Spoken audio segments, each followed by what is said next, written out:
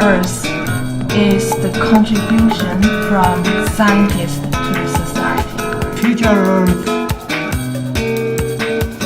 has hope. Future Earth, what can it bring to us in the Philippines? And I'd like to also speak in behalf of Laos, Myanmar, East Timor, in Asia, and of course pockets of poverty, particularly in Southeast Asia. Most significant characteristics of Asia is that its diversity as well as rapid change, its dynamism.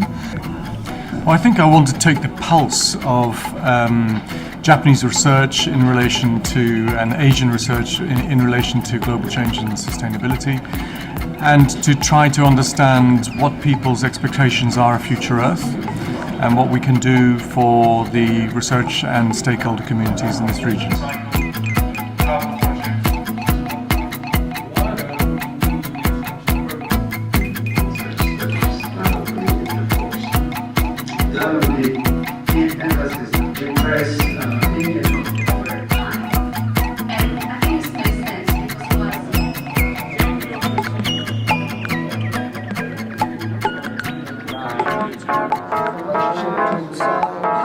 The other part of the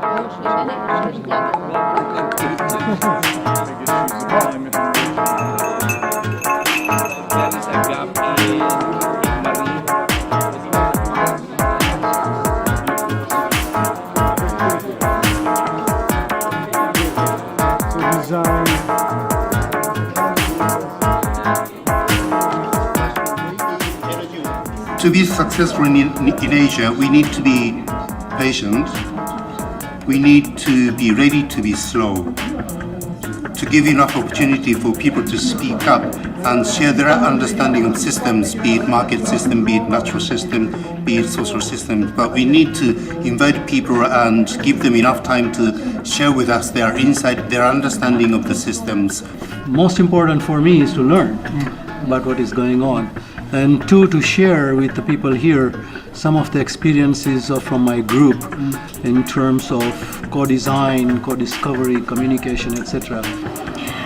It's our interest to learn how the interdisciplinary approaches are taken in terms of future Earth in this particular workshop. My excitement comes from just being around the region, for example, and seeing how Future Earth will be able to really help people. Particularly, I'm concerned about communities, particularly about the environmental degradation, the poverty, the lack of food security.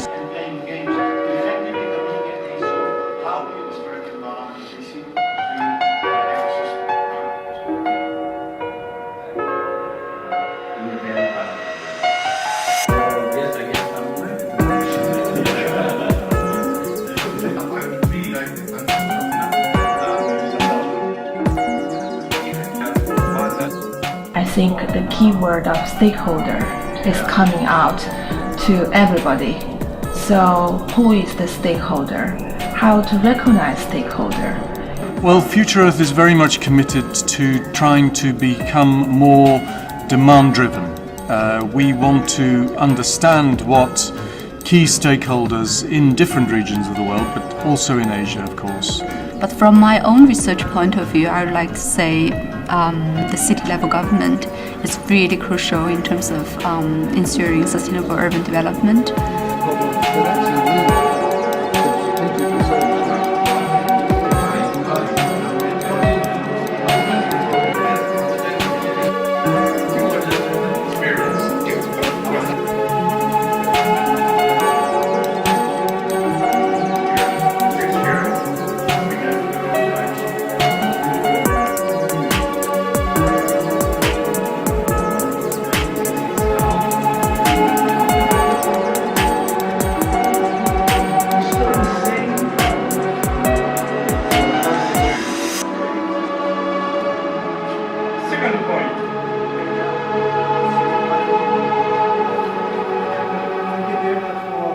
I found the discussion on this co-design, co-production really helpful. I think we got lots of new insights and ideas that we can actually bring back to the science committee and then inform some of our follow-up discussions. So that was wonderful. It's interesting to see that there is a change already happening outside world. Now the scientific community is trying to respond to that change by getting better understanding of it, but also not just simply finding out what the current status is, but also how will that change affect us so that we can actually respond to that change in the future time. And sustainability is a real challenge for Asia, in that right now Asia is in transition. It's the fastest growing economies in the world. Urbanization is happening at a huge pace. And we also have a blend of many old and established traditions that in the past were sustainable. So the question is, can we get the transition from where we were to where we need to be in the future? So we have this opportunity now to take advantage of and ask ourselves, how do we make in 20 years' time the future more secure and more resilient so that our children and their children can have even better lives than we have?